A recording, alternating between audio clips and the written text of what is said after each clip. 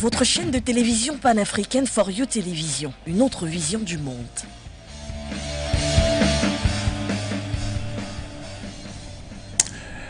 Les habitants de Lugansk, Donetsk, Zaporizhzhia et Kherson, territoires autrefois ukrainiens, sont désormais des territoires russes. L'annexion donc de ces territoires à la Russie a été faite en fin de semaine dernière entre les présidents ou ex-présidents de ces différentes régions à vocation d'État ou de pays et le président de la Fédération de Russie, Vladimir Poutine. Une occasion donc pour ceux-ci de pouvoir appartenir désormais à la grande famille de la Russie. Mais Vladimir Poutine soulignait que l'on n'est pas en train de vouloir refaire l'Union soviétique qui a vécu un temps, mais tout simplement démontrer la grandeur de la Russie et des pays pro-russes vis-à-vis donc de l'action de l'OTAN. C'est en fait ce rendez-vous qui nous amène à parler aujourd'hui dans le cadre du programme L'Info à chaud. Vous le savez bien évidemment, entre la Russie et l'Ukraine, c'est une question de guerre qui se vit depuis quelque temps, avec notamment en base arrière l'OTAN qui veut à tout prix avoir les moyens et la possibilité de mettre à mal donc Moscou. Madame, Monsieur, merci de nous retrouver dans l'Info à chaud. Votre chaîne de télévision panafricaine For You Télévision, une autre vision du monde.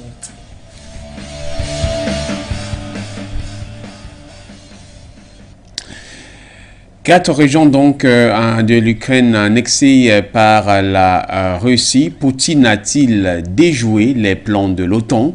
C'est la thématique du programme Info à chaud que nous avons donc édition de 3 octobre 2022. Et pour en parler, une personne et non d'un moindre qui, comme s'intéresse à l'actualité panafricaine, a également un regard sur l'actualité russe, puisque consultant d'un média de ce côté, le patriarche Claver Kondo est avec nous. Il est avant tout directeur de publication du journal Horizon Nouveau Magazine International, mais également Africa First Current News, et également président de l'association AP2H-EDA.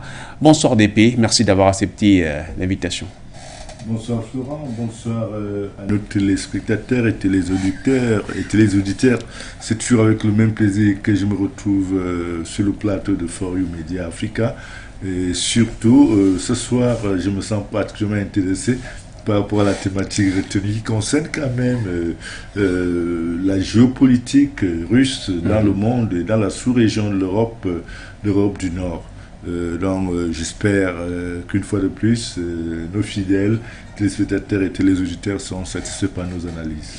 On l'espère justement, nos téléspectateurs pourront avoir la possibilité d'ici à quelques minutes de réagir sur les codes d'accès lorsque le temps viendra et seront mis à leur disposition pour pouvoir apporter également leur contribution là-dessus. Mais le programme, lui, il est également diffusé en relais simultané donc sur For You Radio, également sur nos plateformes numériques. Alors, peut-être je voudrais vous poser la question. C'était attendu notamment l'annexion de ces quatre régions, Lugansk, Zaporizhzhia, Donetsk et Kherson? Oui, je pense que ceux qui n'ont pas vu Poutine venir ont fait preuve d'inconstance.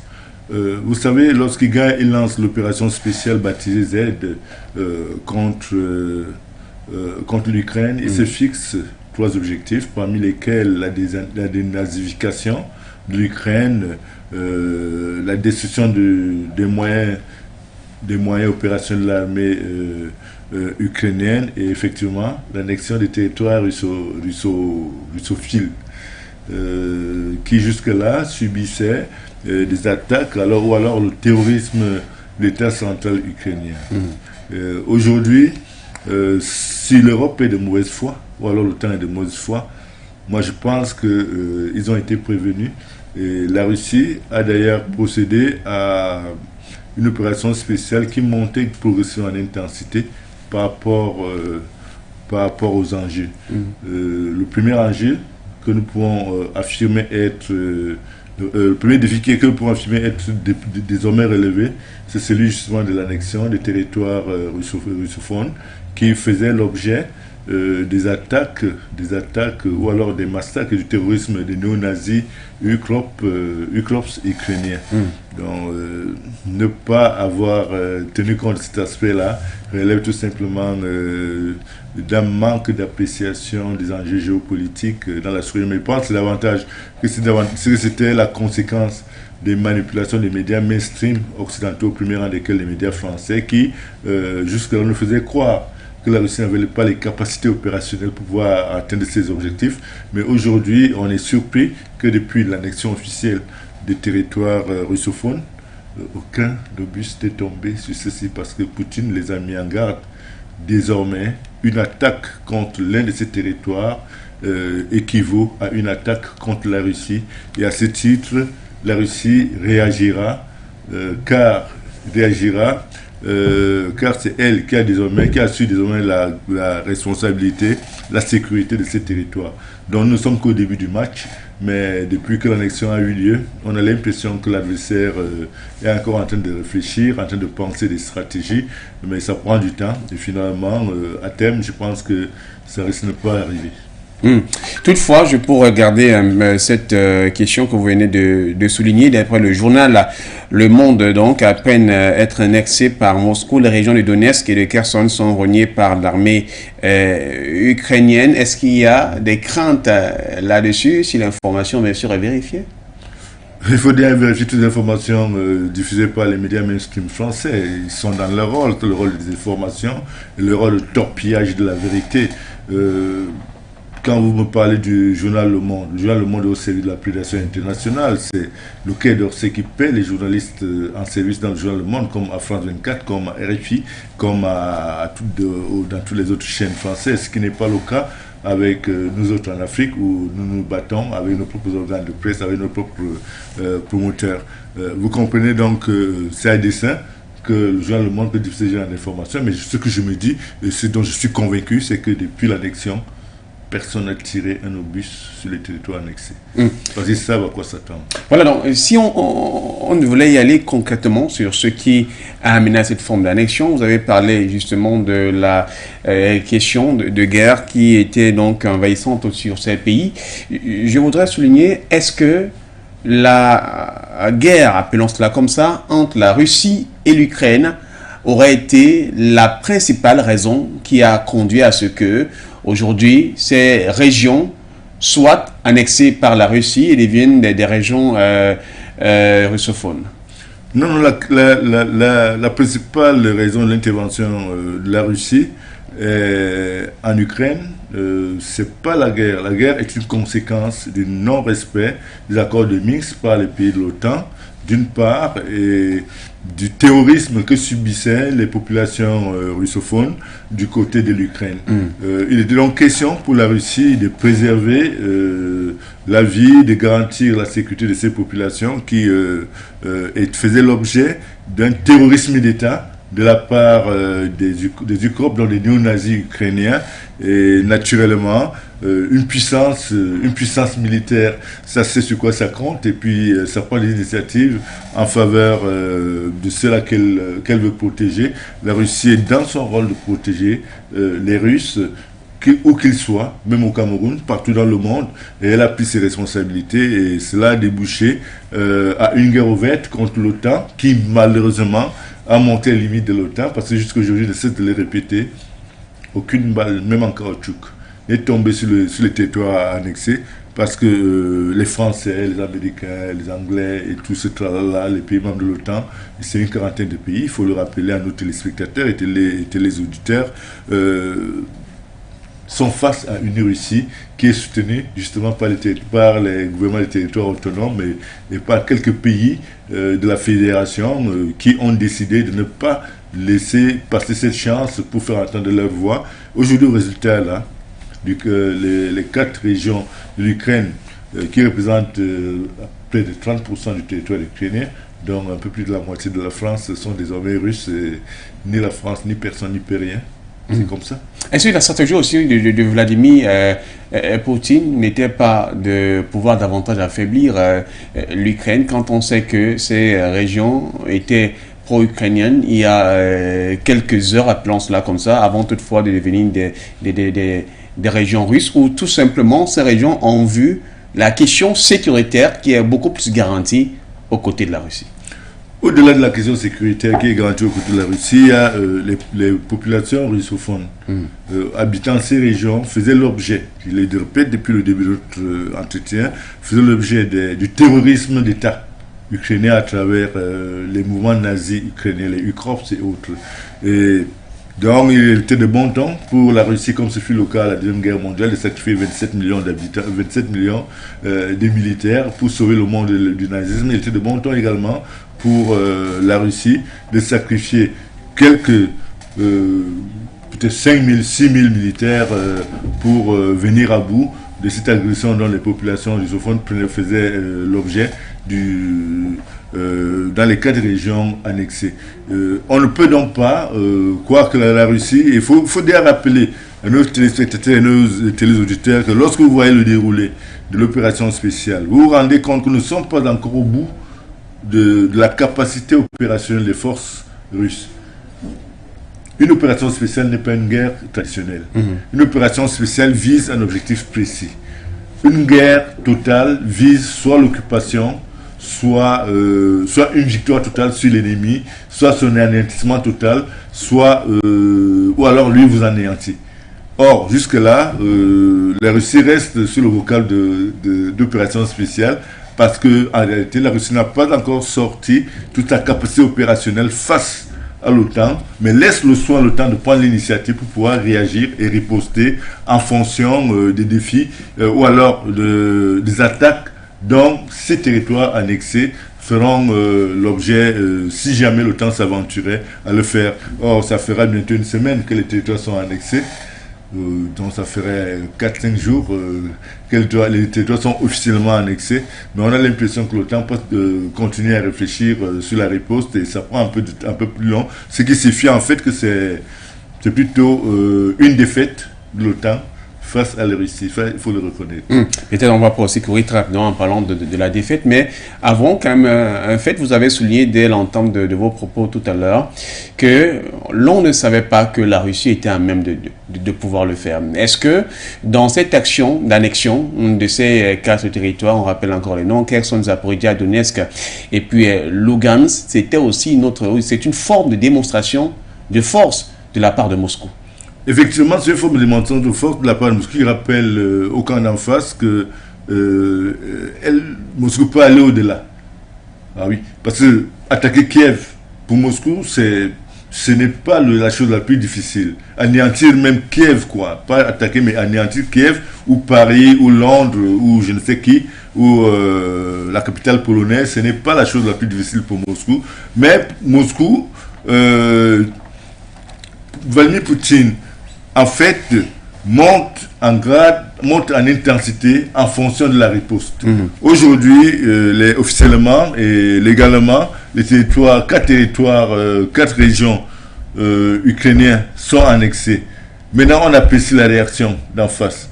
Toute ça, la suite de cette annexion se jouera donc par rapport à l'initiative que le camp d'en face prendra. Mais jusque-là, on a l'impression que le camp d'en face, on ne peut pas dire qu'il a baissé les bras, que le camp d'en face met un peu long pour réfléchir, afin d'élaborer une nouvelle stratégie de contre-attaque. On va te parler d'une petite ville qui a été libérée, mais en réalité, c'est une ville qui a été abandonnée parce qu'elle ne faisait pas partie du plan initial. Vous vous rappelez, au-dessus de ces opérations, il y a des troupes russes qui sont retrouvées aux portes de Kiev. Ouais. Le président Vladimir Poutine a demandé à ces troupes de repartir parce que ça ne rentrait pas dans les objectifs initiaux de l'opération spéciale. Tout aujourd'hui se joue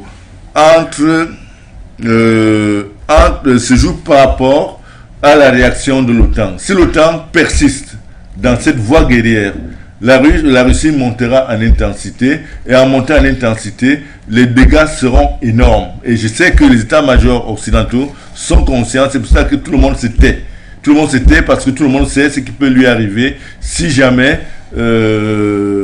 la Russie passe à un degré supérieur de la confrontation. Juste le temps de rappeler à nos téléspectateurs que les numéros vont s'afficher au bas de votre écran pour apporter donc vos différentes contributions et vos réactions. D'ailleurs, ils sont là. Dieu merci à signer Pierre du côté de la réalisation. Le plus 237 693 549 668 Skype for You TV, ou encore pourrez nous joindre par Zoom au plus 64 9 889 05 26. Nous parlons dans l'annexion de 4 régions ukrainiennes par la Russie, et la question qui est posée bien entendu, c'est de savoir est-ce que Vladimir Poutine a-t-il déjoué notamment les stratégies de l'OTAN, qui tout le temps donc est positionnée au cours de cette question.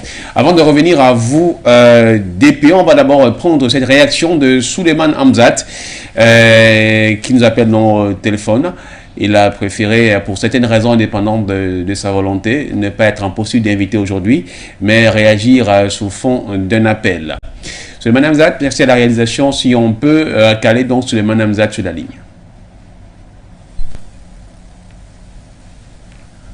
Bonsoir Florent Waha.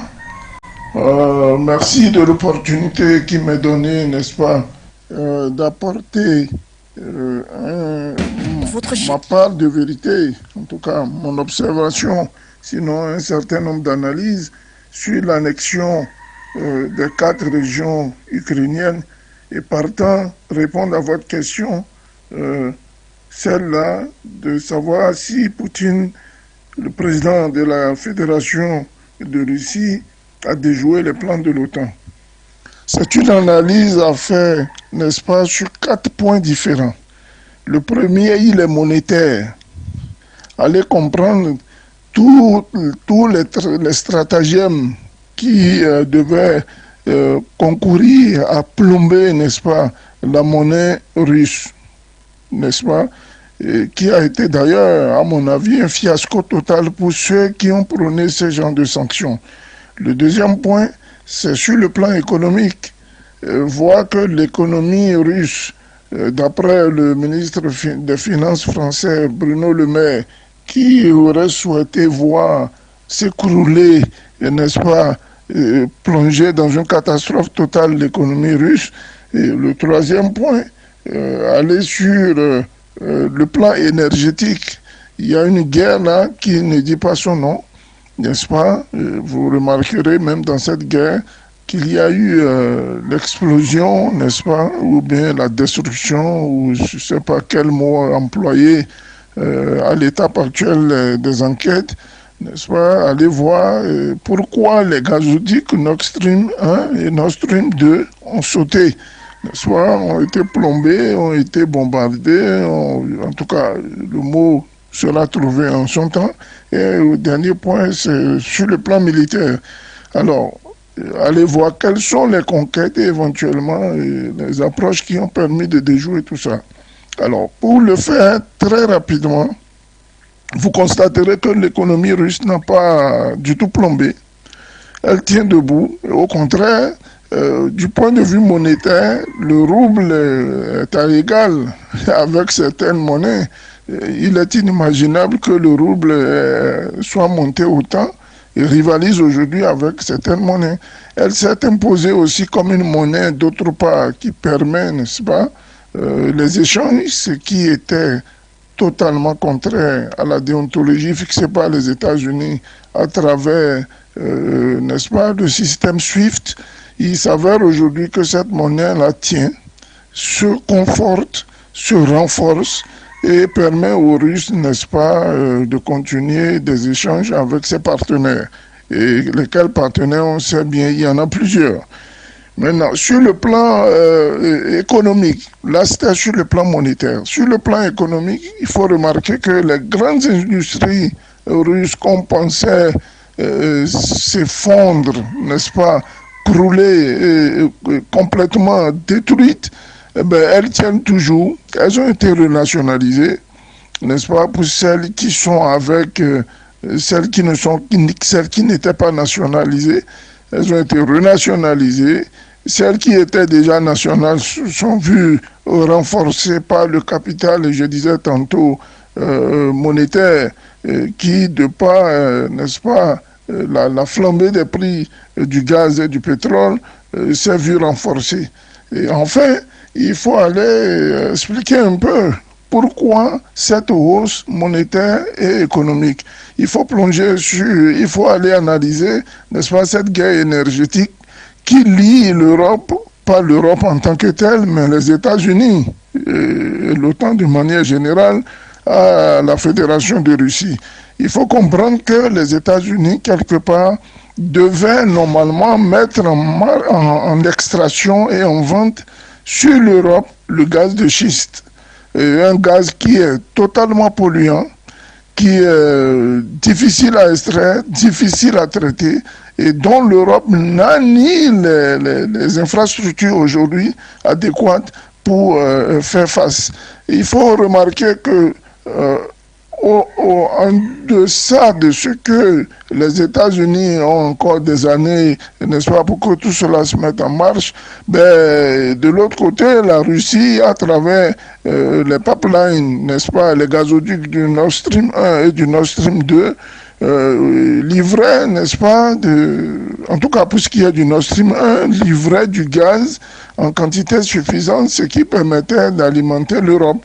Et Dieu seul sait qu'aujourd'hui, peu sont les nations européennes qui peuvent se passer du gaz russe. La preuve, vous voyez, même il y a avant-hier des Allemands, des Norvégiens, y compris même des Français qui commencent à tomber dans les rues pour réclamer le gaz russe afin de faire face, n'est-ce pas, à l'hiver prochain qui, ma foi, s'annonce très rude.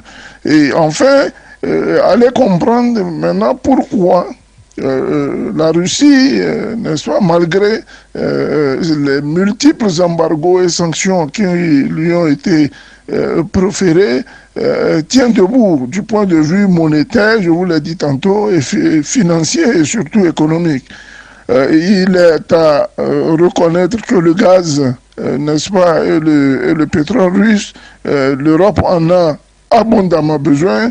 Le paye aujourd'hui au franc russe, c'est-à-dire au rouble, et d'autre part, les partenaires comme les BRICS, c'est-à-dire le Brésil, la Russie, non pas la Russie, puisque c'est elle qui est en vogue, la Chine, l'Inde, l'Afrique du Sud et beaucoup d'autres États qui vont aujourd'hui, y compris l'Arabie Saoudite, qui vont aujourd'hui s'acheter du pétrole russe et le revendre plus cher.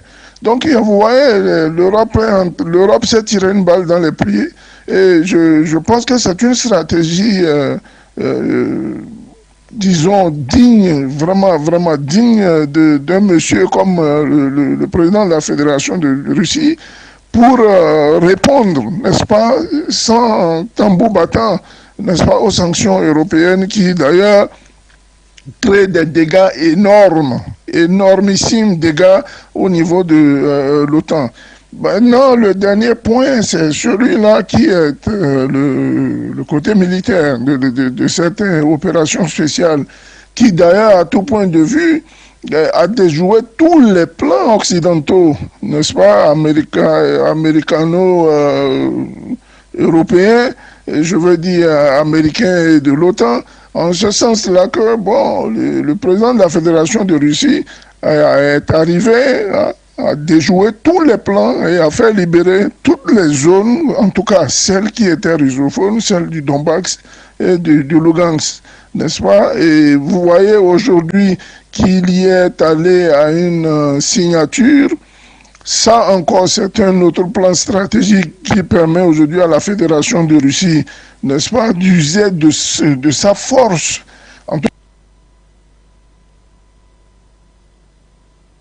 Merci à vous, Souleymane Hamzadeh, j'ai l'impression que... un réarmement moral, n'est-ce pas, et stratégique qui lui permettra, n'est-ce pas, de prévenir l'OTAN de toute éventualité d'attaquer ces territoires qui sont passés maintenant dans le giron russe.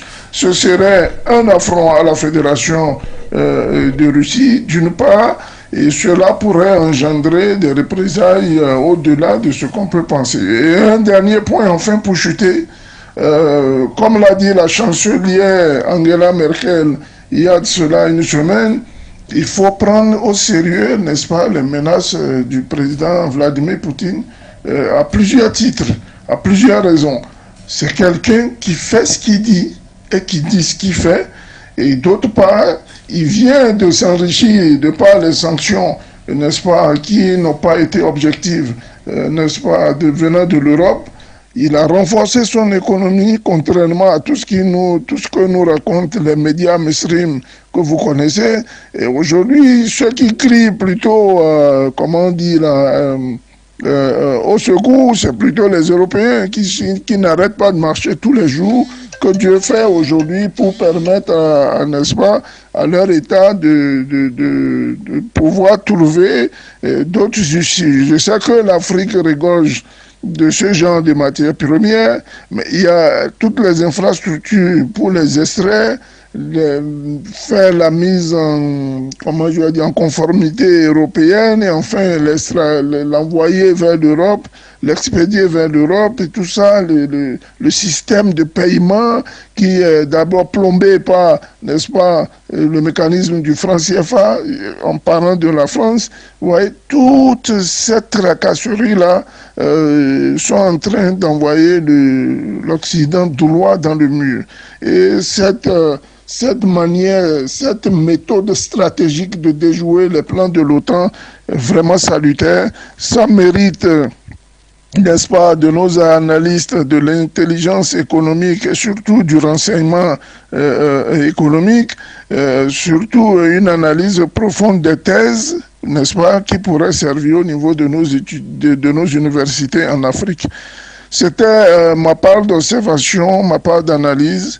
Je suis Souleymane Hamzat, consultant en problématique du terrorisme, spécialiste des questions de protection et de sécurité depuis Cotonou au Bénin. Merci à vous, mon cher Souleymane Hamzat, patriarche Kodo, une stratégie à la Poutine qui devrait figurer dans les livres d'études. Mais est-ce que dans cette analyse de Souleymane Hamzat, vous avez davantage vu comment est-ce que Vladimir Poutine essaye de battre ses adversaires à contre-pied? Oui, il faudrait rappeler à nos téléspectateurs et téléauditeurs que Vladimir Poutine est un sacré champion des jeux d'échecs. Vous savez, le jeu d'échecs, ce n'est pas de nos idiots, c'est de nos génies. Quand on est champion du jeu d'échecs, ça signifie qu'on a un cerveau qui peut fonctionner à plein régime. En Afrique, dans la culture qui est la mienne, c'est la culture des peuples de la forêt, on a un jeu qui ressemble un peu au jeu des échecs. On appelle ça le Songo. Voilà. Le Songo. Malheureusement, avec la colonisation, on a perdu le réflexe d'enseigner à nos enfants parce que c'est du brainstorming à l'état pur. Alors, Vladimir Poutine joue avec son contexte, il joue avec l'adversaire, et il joue avec lui par rapport à ses forces et à ses faiblesses, et le tape sur tapis vert. Qui, au début, les Occidentaux ne l'ont pas vu venir, parce qu'il se référait à l'ancienne URSS.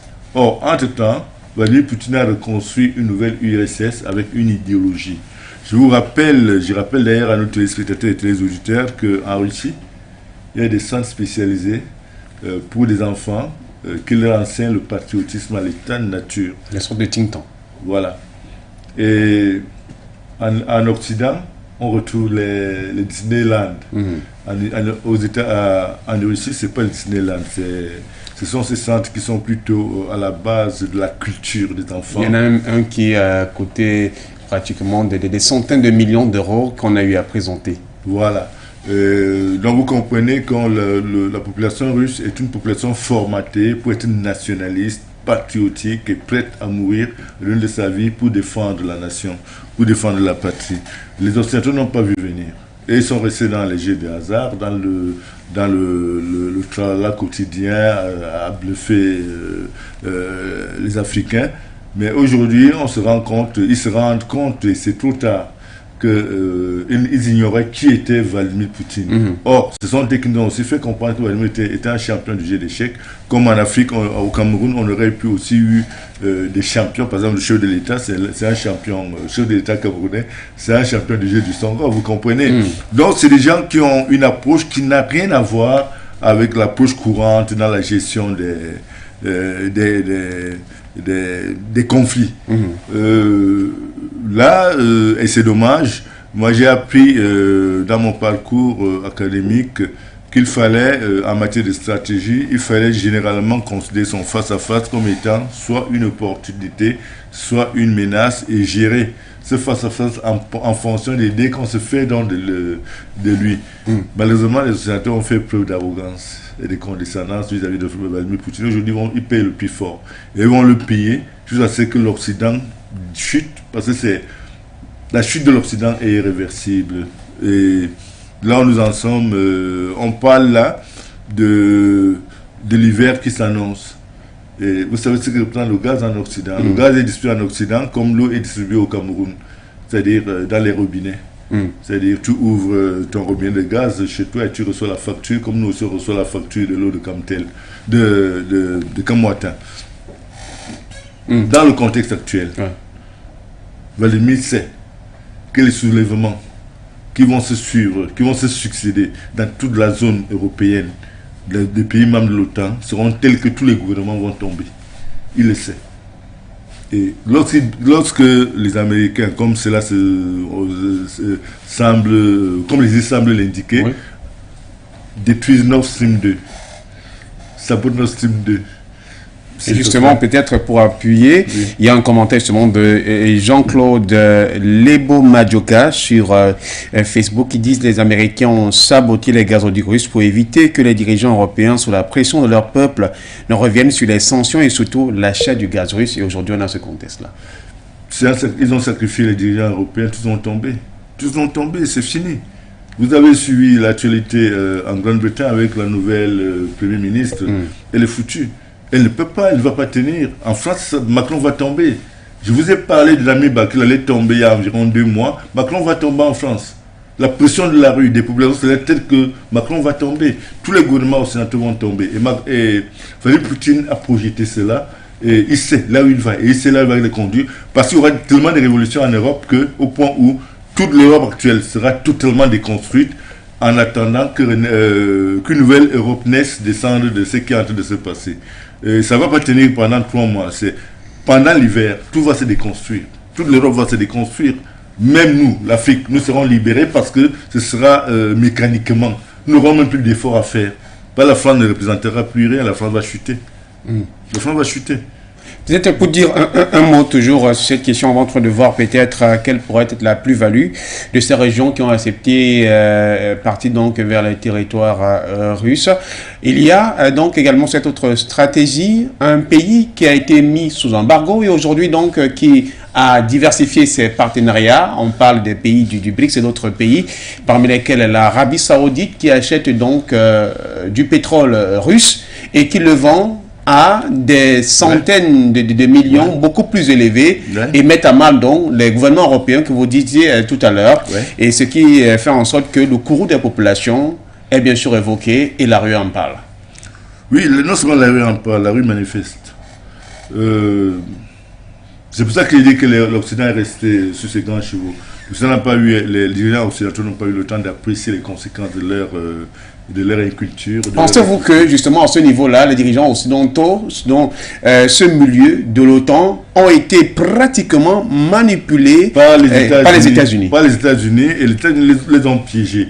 Les États-Unis ont vu, depuis des années, leur puissance économique et militaire s'effondre à travers la Chine, la Russie, l'Inde, l'Iran, tous ces pays émergents qui, en fait, sont en train de récupérer.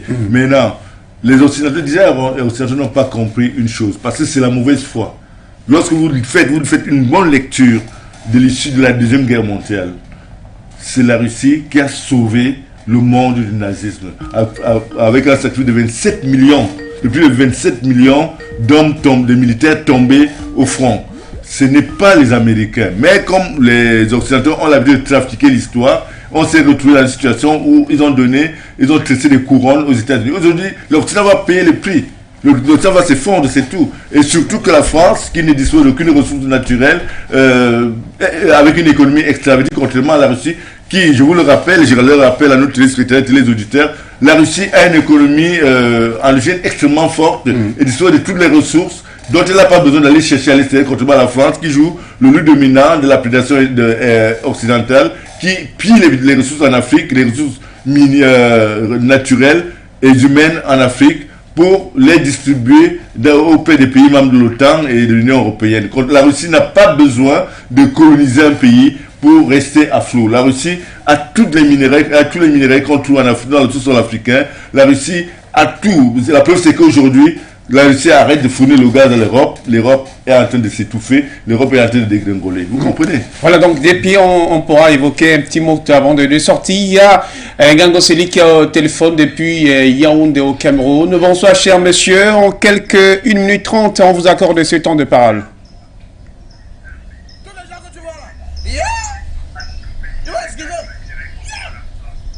Est-ce que monsieur Ngango Seli est là?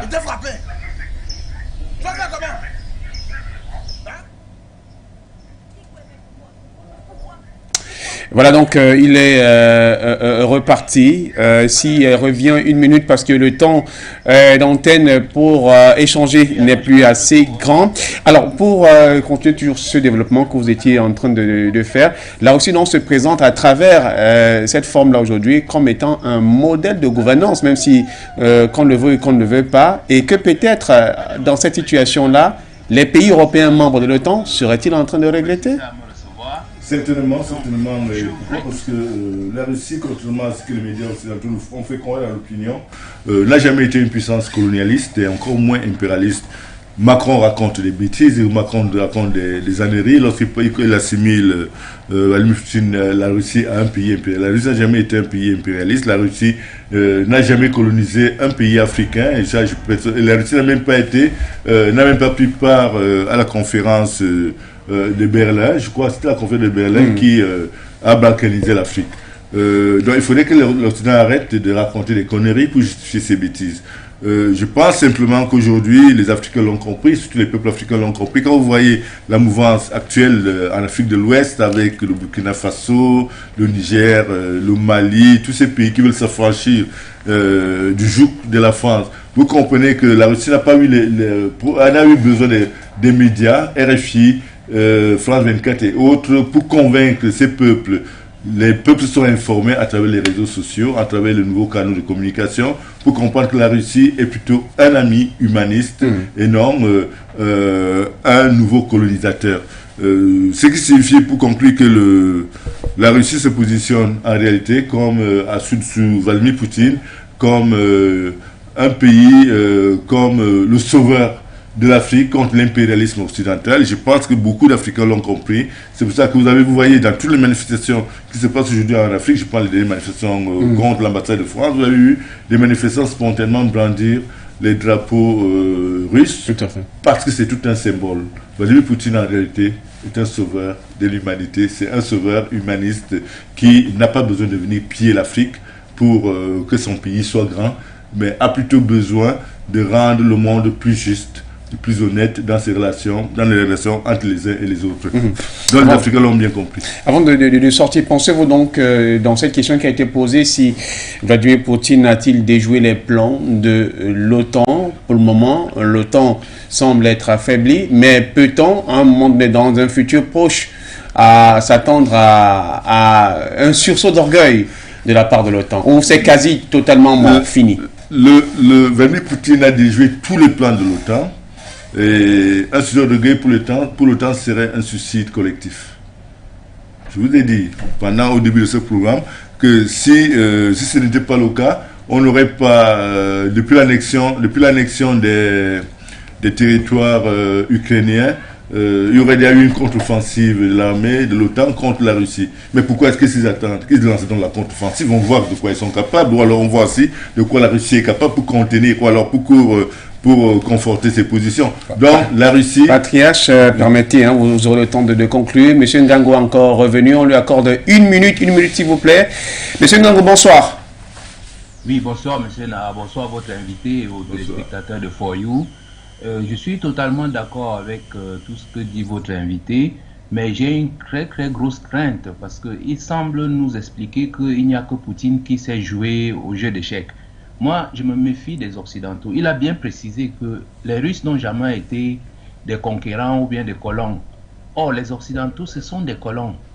Donc, c'est pour ça que je suis convaincu que les Occidentaux sont en train d'installer dans l'opinion internationale que toute personne qui est forte peut envahir le pays voisin. Donc, c'est pour ça qu'ils acceptent ce qui s'est passé à l'Ukraine et probablement ce qu'ils voulaient créer à Taïwan. C'est-à-dire qu'il fallait que la Chine envahisse Taïwan. Et à partir de ce moment, dans la tête du monde entier, les gens vont comprendre qu'il suffit que quelqu'un ait la puissance pour envahir un autre espace pour des faibles. Donc, du coup, la Russie qui a toutes les richesses n'a pas besoin d'aller à l'extérieur, alors que l'Occident, qui manque cruellement les richesses, va pouvoir fondre sur l'Afrique. Et les populations vont l'accepter, puisqu'on va dire aux populations, vous n'avez pas de gaz, vous n'avez pas de pétrole, vous n'avez rien, mais il y a tout ça en Afrique. Nous sommes obligés d'aller faire la guerre aux Africains pour récupérer tout cela. Pour moi, je vous assure, échec pour échec, échec et mat, j'ai l'impression que cette histoire-là va se terminer. Nous serons les dindons de la face si nous ne nous préparons pas à faire une représailles à la hauteur de l'attaque que ces gens-là planifient contre nous. Voilà ce que je souhaitais dire. Bonsoir.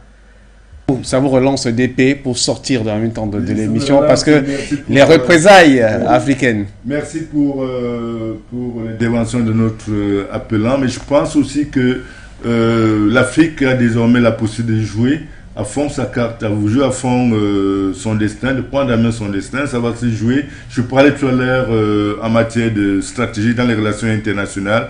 On a en face de soi soit une menace, soit une opportunité. Aujourd'hui, les questions pour l'Afrique de choisir son véritable camp, soit il reste sous une menace, soit il choisit une opportunité. Et lorsque vous voyez l'évolution géopolitique du monde en ce moment, vous savez, les grands hommes jouent sur leurs égos personnels pour imprimer leur marque sur le cours de l'histoire. Je ne pense pas que Vladimir Poutine, qui est un chrétien orthodoxe, mène des actions pour satisfaire les besoins alimentaires de la Russie. Il mène des actions pour amener davantage de considération envers les peuples opprimés. Et l'Afrique fait partie des peuples opprimés. Donc il revient aux dirigeants africains qui ont un peu d'audace de s'allier à la Russie pour que leur peuple demain et après-demain puissent mieux s'épanouir et profiter de leurs richesses.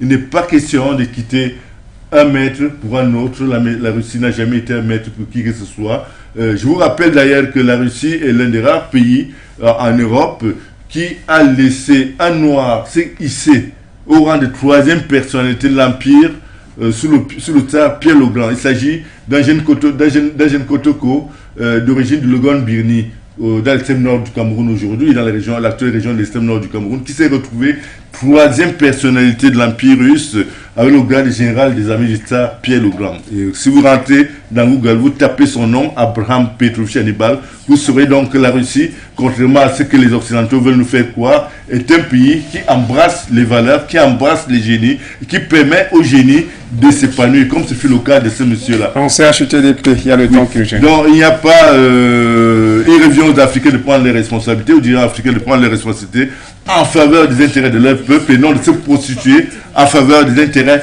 de l'Occident, comme c'est le cas depuis la traite négrière. Voilà, merci à vous, Patriarche Claver Kodo, directeur de publication Horizon Nouveau Magazine International, Africa First Crime News, et puis président de l'AP2H-E2A, l'association donc société civile dont vous êtes président, russo-camerounaise, qui a donc fait un hommage donc au général Abraham Petrovich, camerounais là, du Logon-Birni. Et à son arrière-petit-fils, Alexandre Pouchkine, le plus grand écrivain russe de tous les temps. Voilà, donc merci à vous. Merci également à Suleiman Hamzat pour sa réaction, ainsi qu'à M. Ngoseli pour sa contribution, et bien d'autres Africains qui ont pu réagir via notre plateforme Facebook. Madame, Monsieur, nous mettons un terme à ce rendez-vous. Merci à signer Pierre du côté de la réalisation.